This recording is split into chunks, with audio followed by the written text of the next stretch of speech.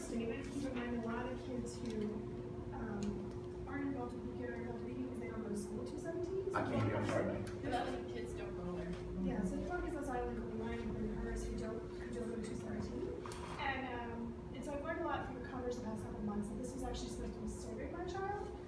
Two, this is for all the kids in the island. Yes. So I just want to keep that in mind moving forward. Whatever this offers, Beacon, I think, is also supposed to serve beyond 217.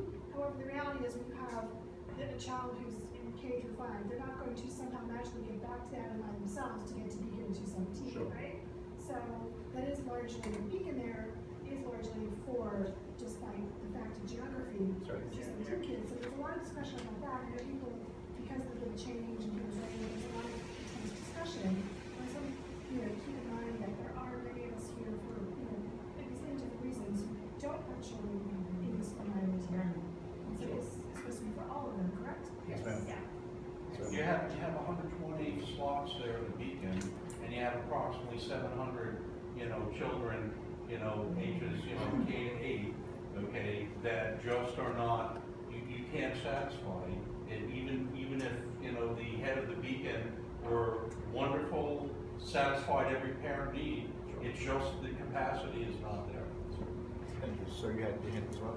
Yeah, and I guess this is kind of a question or statement. I really, I think one of the great strengths of the youth program is that it has kind of a clubhouse feel, where kids have a choice of different activities, which may be a little bit different from the Beacon, which is a little bit more like either warehouse in a cafeteria or going from class to class to class and following sort of a school kind of structure. And so I guess my question to you is, would you be willing to continue the structure here of sort of a clubhouse where kids get to choose different activities? That's one reason why I choose it, because I find it very fun. Being very honest, like I said, we're trying to make a really good program here and partner with the parents to say, again, we're not trying to make it a place that the kids don't want to go to, which is why we have the advisory committee and have that dialogue. So again, what we think may be so far off the grid and for what the kids and the parents should actually want, which is why we're going to have that communication and those groups come together to really be open and honest, and then we can create a program based on feedback that works for everyone. So that's the goal, essentially. I can't say it's a clubhouse or not. I like the structure from that standpoint, but it maybe goes even bigger than that as well. So maybe that may be the foundation. Have you spoken with directors from any other community centers? No, I'm sorry, it's okay. When she had her hand up, it's okay. It's your question, please. Please. Yes. Please.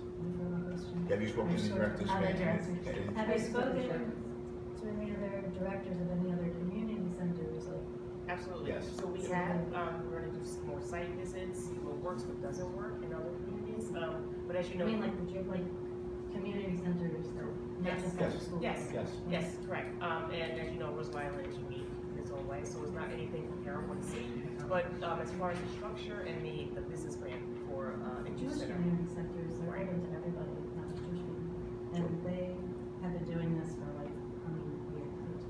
Right. I mean, there's tons of programs in your city that are successful. But I'm just saying, maybe if things can move along more quickly for you guys.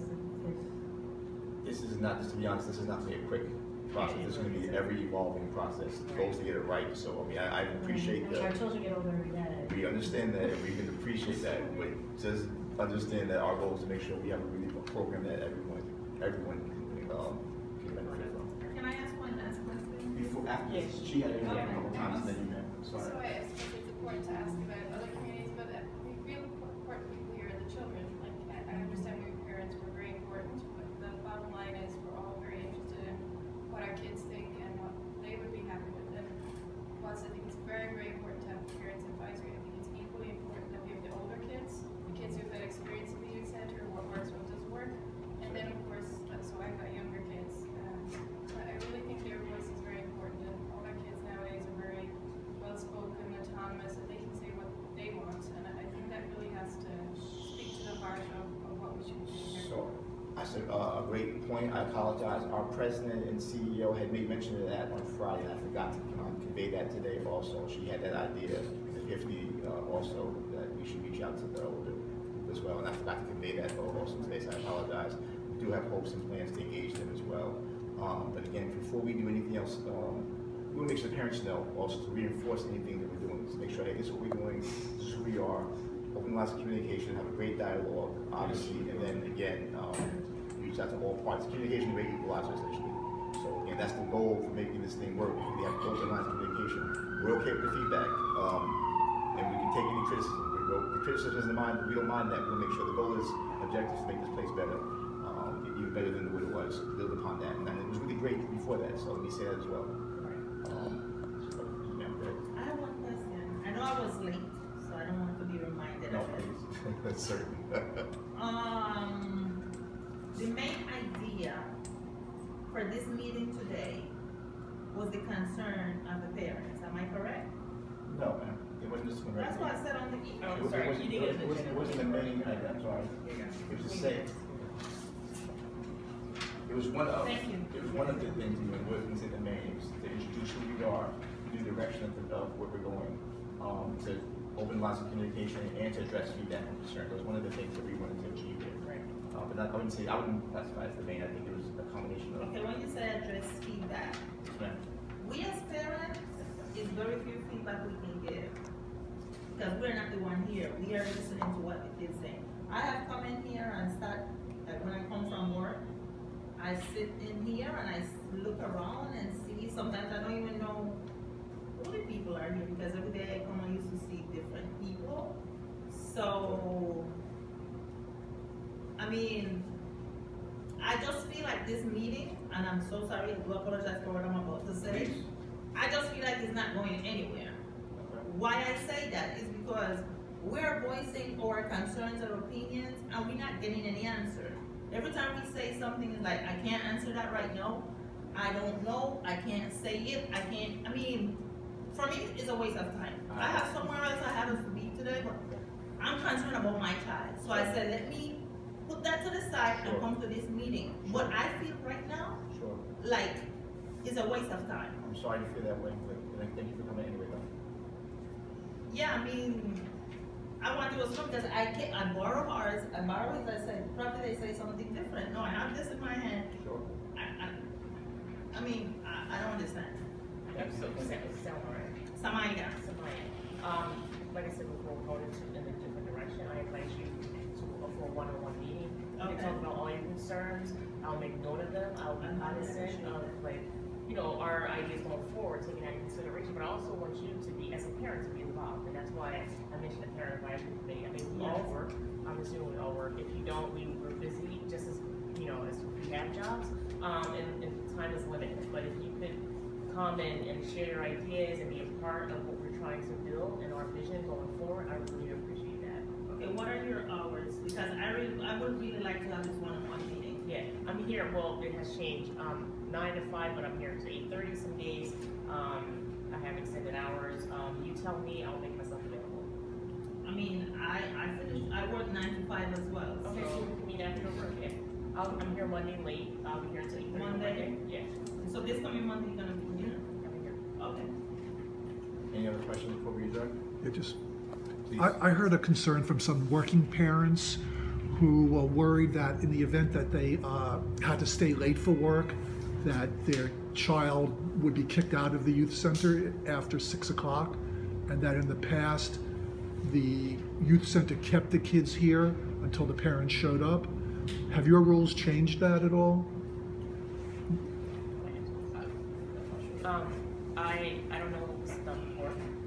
As a parent, my kids are in aftercare, and if I'm late, I'm here all the time for meetings. The accommodations are made, so I see that as a vision going forward for parents because you know we have to be amenable to certain situations and things come up. But if it's more of an abusive side of like you know extended time just because, I don't think that's acceptable. But we can be understanding and make adjustments accordingly. Thank you. Any other questions, statements? Sorry. Please. I just want to know if we can just continue to just have follow-ups, like Certainly. meetings, like maybe you can like program something like every or schedule it once a month or something, where people can just come together.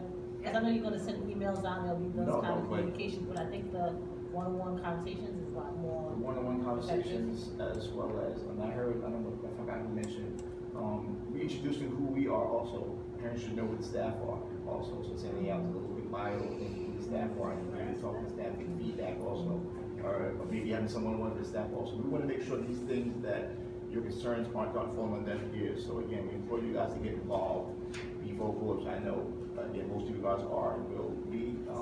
Again, it really is a partnership going forward. We really want this to work.